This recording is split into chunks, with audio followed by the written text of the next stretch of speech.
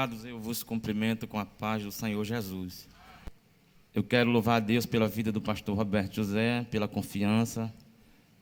Louvar a Deus pela vida do pastor Josué, pela confiança também. E vamos, sem delongas, a uma reflexão na palavra de Deus. Eu vos chamo a uma leitura, me distanciando da leitura oficial. Eu vos convido em João capítulo 5, verso 1. Depois disto havia uma festa entre os judeus e Jesus subiu a Jerusalém. Ora, em Jerusalém, à próxima porta das ovelhas, um tanque, chamado em hebraico Betesda, o qual tem 5 alpendres. Nestes jazia grande multidão de enfermos, cegos, mancos e ressecados, esperando o movimento das águas. Porquanto um anjo descia em certo tempo ao tanque e agitava a água, e o primeiro que ali descia, depois do movimento de água, sarava de qualquer enfermidade que tivesse. Estava ali um homem que havia 38 anos se achava enfermo. E Jesus, vendo este deitado, e sabendo que estava nesse estado havia muito tempo, disse-lhe: Queres ficar são? O enfermo respondeu: Senhor, não tenho ninguém que, quando a água é agitada, me meta no tanque, mas enquanto eu vou, desce outro antes de mim. Jesus disse-lhe: Levanta-te, toma a tua cama e anda.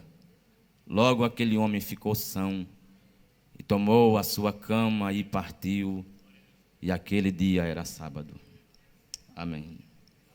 Queridos, essa é a nossa proposta hoje, de a gente refletir um pouco sobre este texto. Jesus estava em Jerusalém numa época de festa.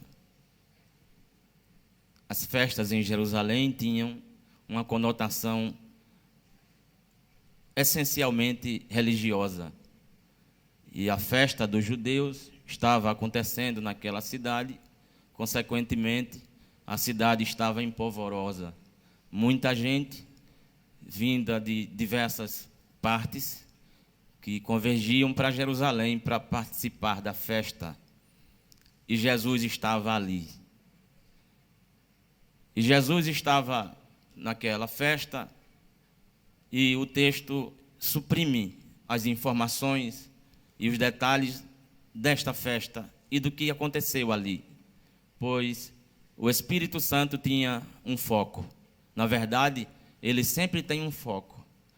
E a certa altura da festa, Jesus decide sair da festa e se dirige para este lugar que nós conseguimos ver aqui pela leitura, um tanque em Betesda. Na verdade, Jerusalém, ela tinha muitos tanques. Havia o tanque de Siloé, havia os tanques que Salomão tinha construído, e havia este tanque de Betesda, que era o maior de todos eles. Esses tanques existiam para que o povo tivesse um enfrentamento no tempo da escassez e da seca. Esse era o maior, se constituía de uma grande piscina de 5 alpendres. E havia uma mística e havia uma crença em torno deste tanque ou destes tanques. E nesta mística se dizia, essa crença se dizia que a cada período não agendado, não programado, descia um anjo naquelas águas. Aquelas que eram águas paradas, de alguma forma inexplicável, começava a se mexer.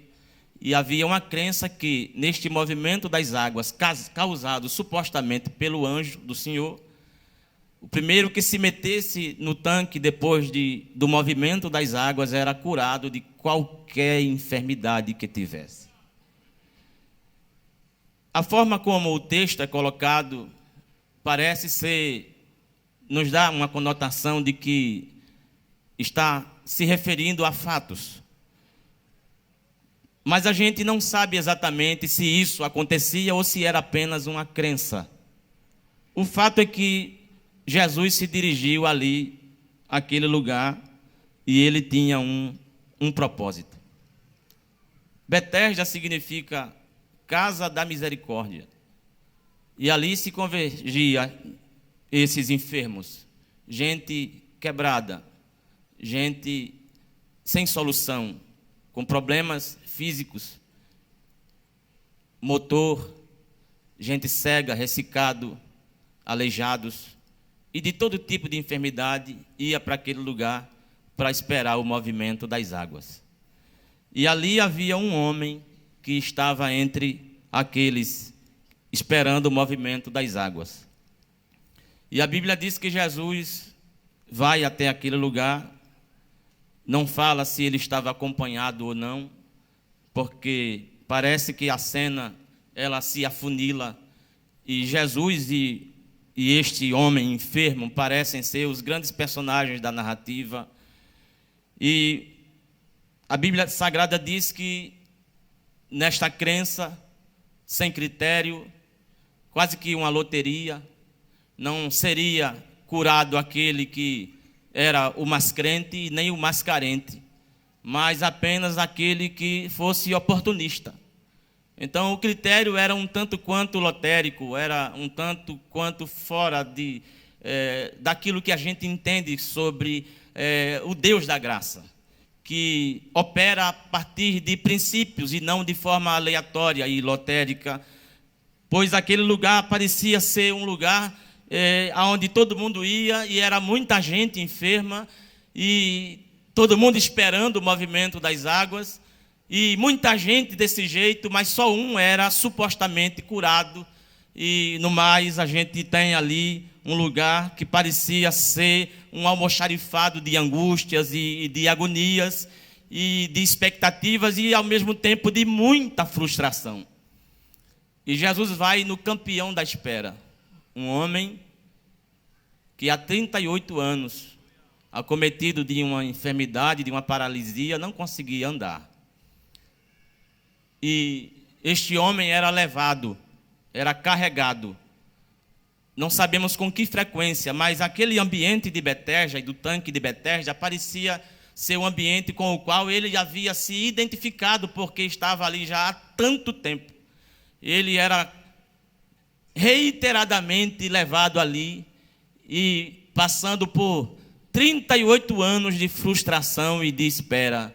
Este homem vivia ali quase que sem esperança, mas ao mesmo tempo alguém que não tinha alternativa e era levado para aquele lugar movido por um estímulo, uma fé, uma crença sua, só sua, mas ao mesmo tempo era alguém que não tinha amparo, não tinha a quem recorrer e nem a quem recorrer.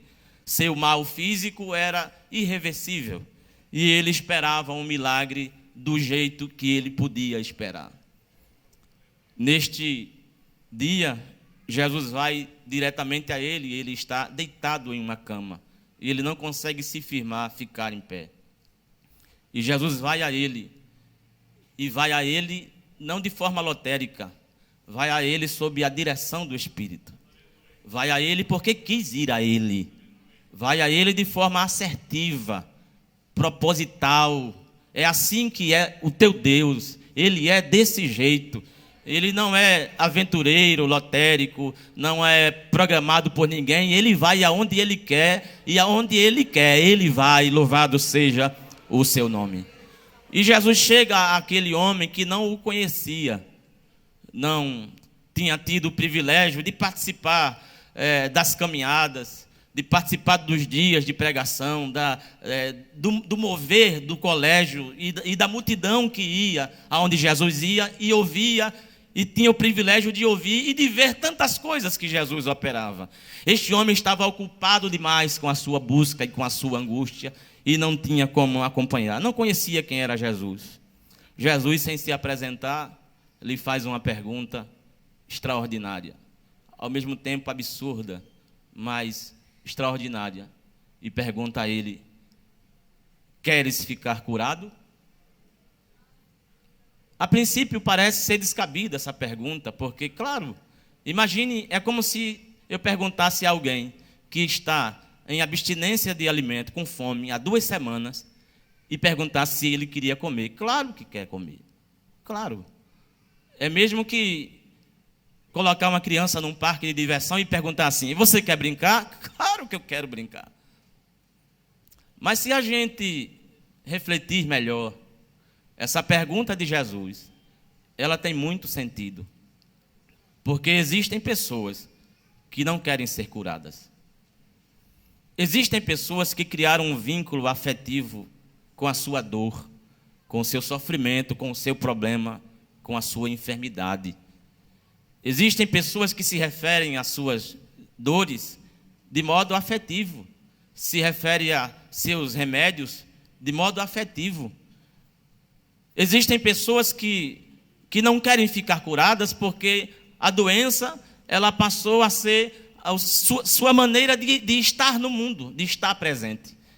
Porque através desta doença, ela consegue a piedade, ela consegue o olhar, a atenção de alguém. Ela não quer ser curada. Ela vive falando da doença dela, do problema dela, mas ela não quer ser curada porque não consegue viver sem esta doença.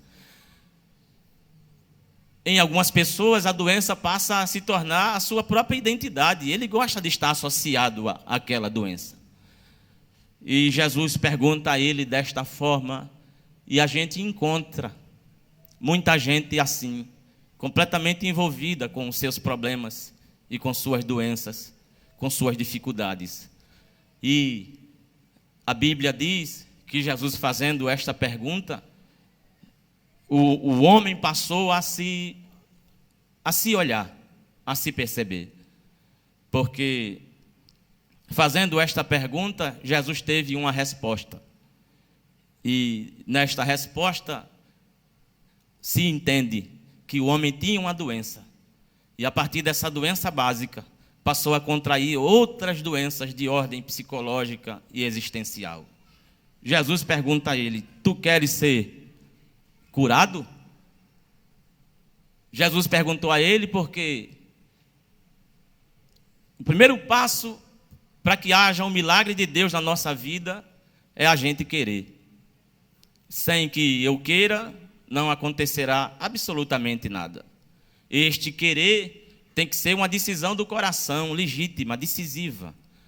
Eu preciso saber e conhecer qual é o meu real problema, de que natureza é a minha dificuldade, é a minha doença. E a partir daí querer. Meu coração precisa se decidir em uma direção. Senão, Deus não vai encontrar em nós, em mim, um caminho para realizar a sua obra na minha vida. Eu preciso querer, porque não há estrangulamento no reino de Deus. Deus não força a alma, o coração, a mente de ninguém. Eu preciso decidir. Tem muita gente sofrendo, contabilizando percas, prejuízos, sofrimentos, colocadas num lugar de vitimização emocional, e não consegue sair dali. E todas as vezes que se depara com uma oportunidade de resolver a sua questão, de ser curado, de resolver a sua situação, ela tem medo, recua, porque o coração não decide. Eu preciso querer. E eu preciso querer. E uma vez querendo, eu não tenho que me preocupar, porque Ele já quer. Ele já quer. Aquele que pergunta é porque Ele mesmo já quer. Nós não temos que ter dúvida alguma acerca disso, porque Ele quer. Segunda carta aos Coríntios, capítulo 1, verso 19 e 20, diz que nele nós temos o sim e o amém. Nele nós temos o sim e o amém. É para te fazer feliz? Eu quero. É para te deixar livre? Eu quero. É para te curar? Eu quero. É para tirar você deste buraco? Eu quero. É para tirar você dessa condição de sofrimento? Assim diz o Senhor: eu quero, mas tu queres? Eu me lembro que um homem leproso chegou perto de Jesus e disse, ele se prostrou de joelhos e disse: Senhor, se tu queres, tu podes me tornar limpo. Oh, que coisa linda. Eu não tenho dúvida alguma que tu podes. Agora eu quero saber se tu queres. Tem gente que chegou aqui nesta noite fazendo indagações: Senhor, tu queres?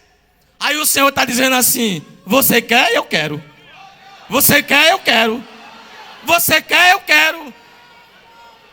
Aí Jesus olhou para aquele homem com a pele enxagada, adoecida, em estado de putrefação, olhou para ele e disse assim: eu quero. Tocou nele: eu quero ser limpo, eu quero ser limpo, eu quero ser curado, eu quero.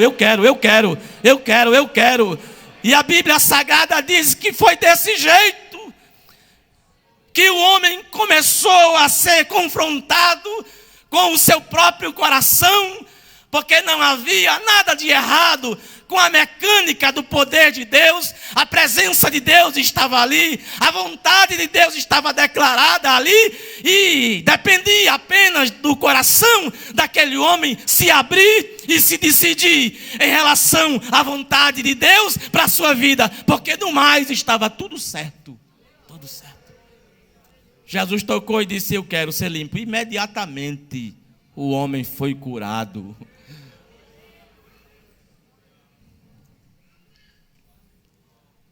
E a Bíblia Sagrada diz que o homem disse assim: Senhor, eu não tenho ninguém. Tem muita gente que não tem ninguém. Mas quem disse que eu preciso de alguém para que o milagre aconteça? Porque quem pode fazer o milagre está me perguntando. E eu não preciso mais olhar e buscar ninguém, porque Ele está ali me desafiando a decidir, criando uma condição de rupturas e de decisão do coração. Pare de colocar a culpa nas pessoas pelo seu estado. Em última instância, é você quem decide. A oportunidade de mudar é hoje. O dia de dar reviravoltas nessa história é hoje. Você quer? Tem gente enrugando, envelhecendo, transferindo culpas e responsabilidades, mas o Senhor diz nesta noite: eu quero. Você quer?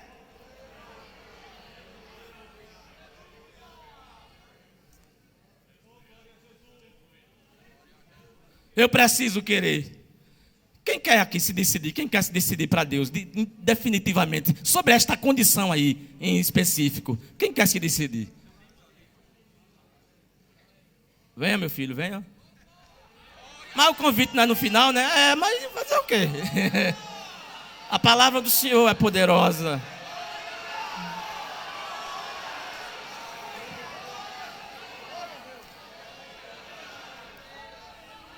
Você precisa resolver. Coloque ele sentadinho aqui, querido, por favor. Ali, por favor. Isso. Porque vai vir mais.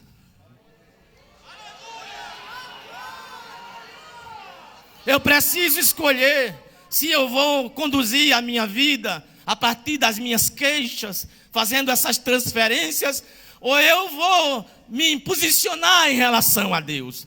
Nós encontramos nesses dias um fenômeno muito constante desta geração. A segunda pessoa está aqui. Pode ficar me atrapalhando, não tem problema não. Não tem problema não.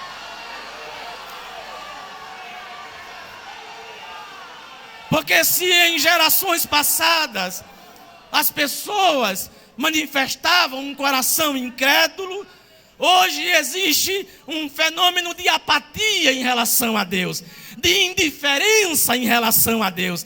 Gente que vive como se Deus não existisse. Gente que para ele, Deus, ele nem existe e nem deixa de existir. E não importa e nem deixa de importar. Porque são apáticas, indiferentes em relação a estas coisas de Deus. Mas eu quero dizer a você que quando tu te desviares para a direita ou para a esquerda, ouvirás detrás de ti uma voz dizendo: este é o caminho, andai nele. Este é o caminho, andai nele. Este é o caminho. É esse o Jesus da Bíblia. Eu não tenho ninguém que quando a água é agitada me meta no tanque, porque meu comprometimento da doença é grande, é grave. E como eu estou numa condição de loteria, e como eu estou numa condição que não tem critérios que eu consiga alcançar, Isso aqui é pela oportunidade. E aí então a minha doença me compromete, eu não consigo ser mais ligeiro do que o outro. A gente tem vivido esse espírito oportunista e de concorrência, mas eu quero dizer a você que no céu não tem fila e não tem ficha. Hoje é o dia do teu milagre, hoje é o dia de você mudar a sua vida, em nome de Jesus. Quando a água é agitada e eu me posiciono num esforço, vai outro, cujo comprometimento é menor do que o meu, lhe possibilitando uma velocidade maior, e joga-se no tanque e eu fico para depois. Jesus olhou para ele, como quem disse assim: eu não te perguntei essas coisas, porque eu não preciso que você tenha alguém. Aliás, eu sou atraído por quem não tem ninguém. Essas histórias não lineares, essas histórias cheias de altos e baixos, de alguma forma eu tenho paixão por essas histórias. Talvez você diga assim: a minha história não é linear, a minha vida sempre foi cheia de altos e baixos. Eu demorei muito para entender que essas coisas todas aconteceram na minha vida em função das minhas escolhas, em função das minhas opções. Mas hoje eu estou entendendo: olha, Jesus, Ele está atraindo você para a presença dEle. Ele é apaixonado por essas histórias não lineares, cheias de altos e baixos. Hoje é o dia, hoje é o dia.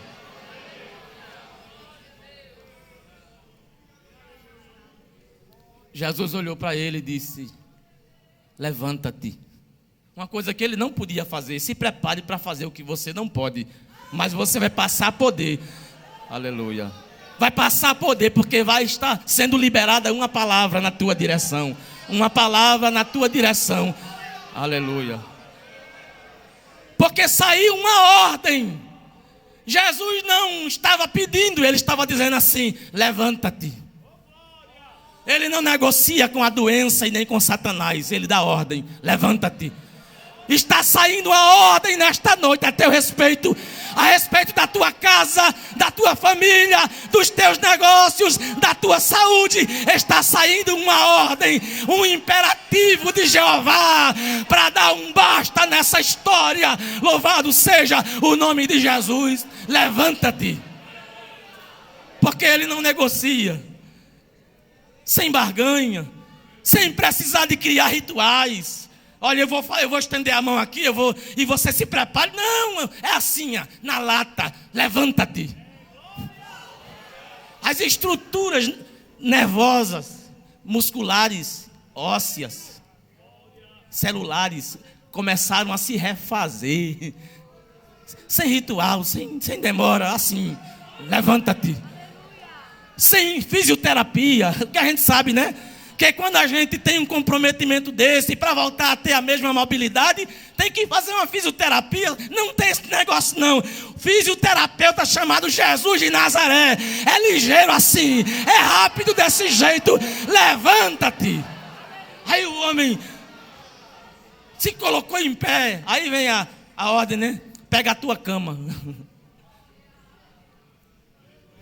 e vai para casa. Aí o homem levantou-se, pegou a cama, e todo mundo olhando. Não precisava agitar as águas. O milagre estava acontecendo ali. Escute.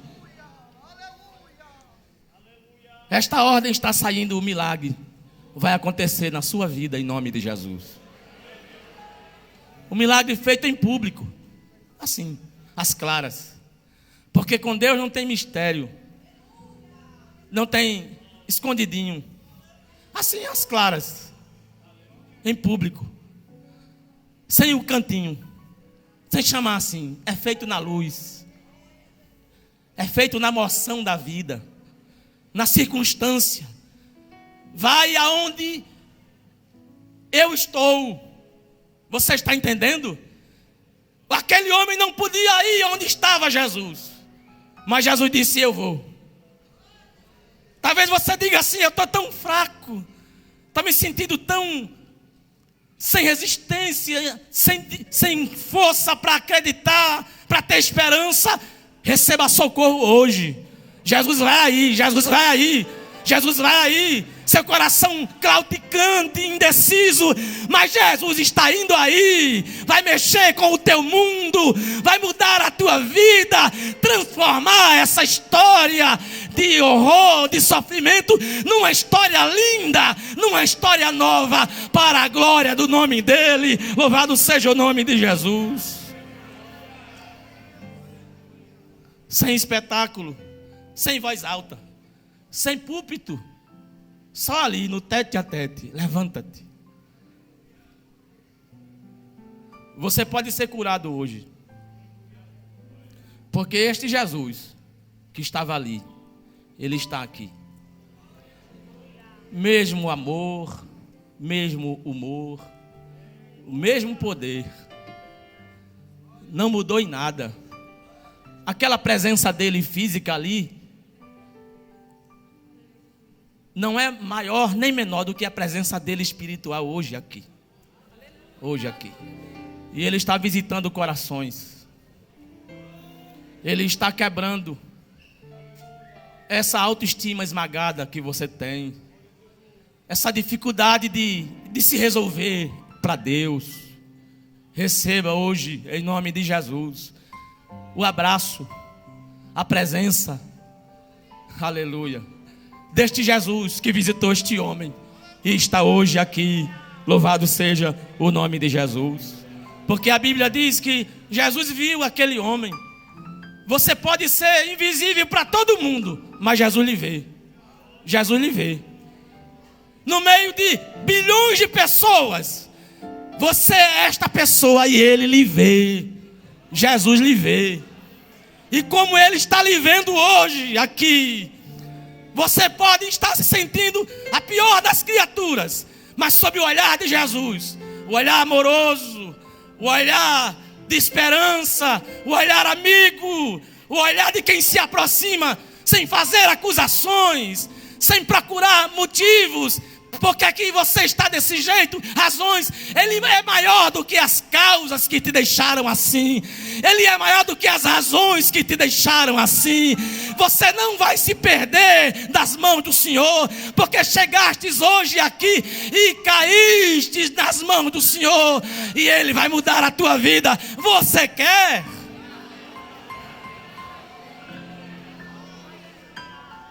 Cama na cabeça. A Bíblia diz que ele botou na cabeça a cama e saiu. Foi para onde? Foi viver uma vida nova, uma história nova, uma oportunidade extraordinária de não depender de mais ninguém, a não ser daquele que curou. O preço que ele pagaria seria apenas um coração cheio de gratidão a Deus pelo que recebeu. Só isso. Porque com Deus não tem barganha. Eu faço isso se você fizer aquilo. Eu só faço isso se você me explicar isso e aquilo. Não existe essa investigação na graça.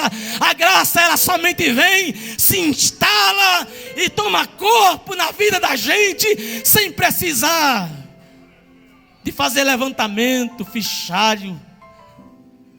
Aleluia.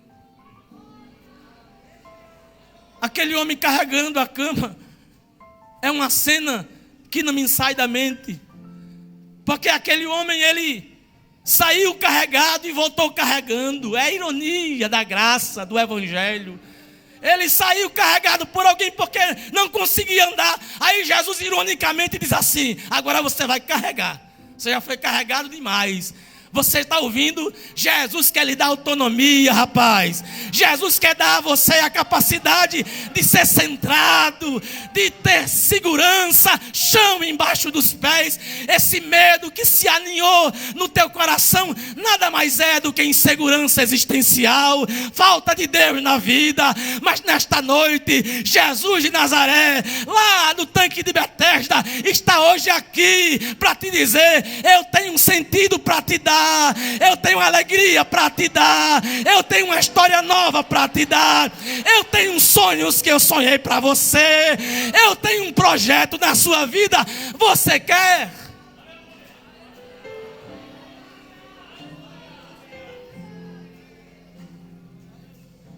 A terceira pessoa venha, em nome de Jesus. Agora sim. Levante-se do seu lugar em nome de Jesus. Em nome de Jesus. Em nome de Jesus. Está vindo ali.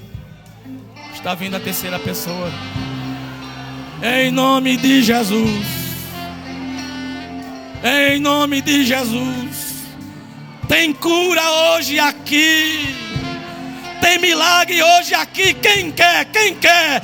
Quem quer? Quem quer? Quem quer? Quem quer? Porque eu quero, diz o Senhor. Eu quero, diz o Senhor. Eu sou decidido, você é.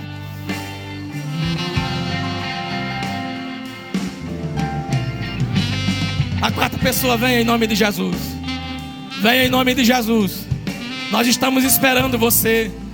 Eu posso imaginar aquele homem, porque na Jerusalém antiga as construções eram todas bem próximas. Desde o templo até os tanques e outras construções. Era uma cidade compacta.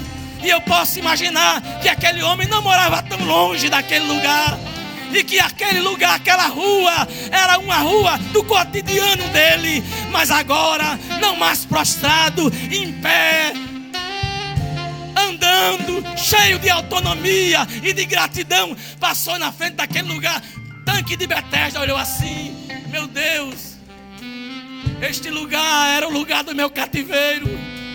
Este lugar era o lugar. Eu estava condenado a viver aí o resto da minha vida. Mas o Senhor interviu. O Senhor se envolveu na minha dor, se comoveu da minha agonia. E hoje eu passo aqui. E este lugar é só lembrança. É só lembrança.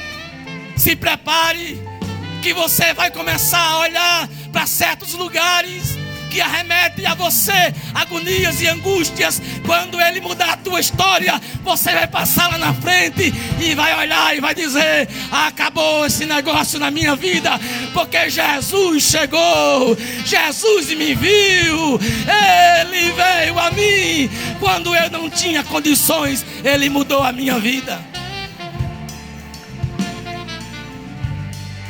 Estou esperando a quinta pessoa. Vem em nome de Jesus. Você não pode ir para casa desse jeito.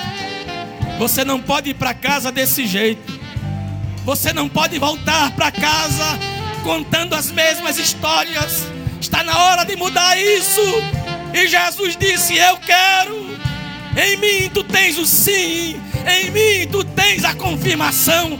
Mas eu preciso que você queira.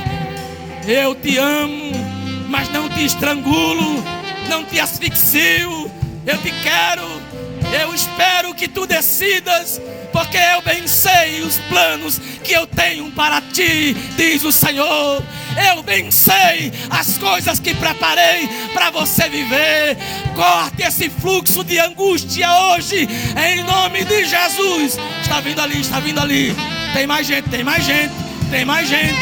Jesus está dizendo aqui que tem gente se segurando.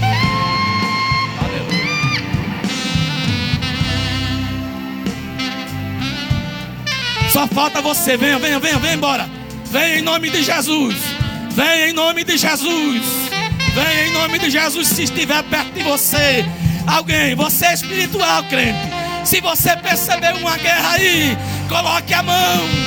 Faça uma oração. Ajude alguém em nome de Jesus. Porque livra os que estão destinados à matança. Assim diz o Senhor. Venha em nome de Jesus.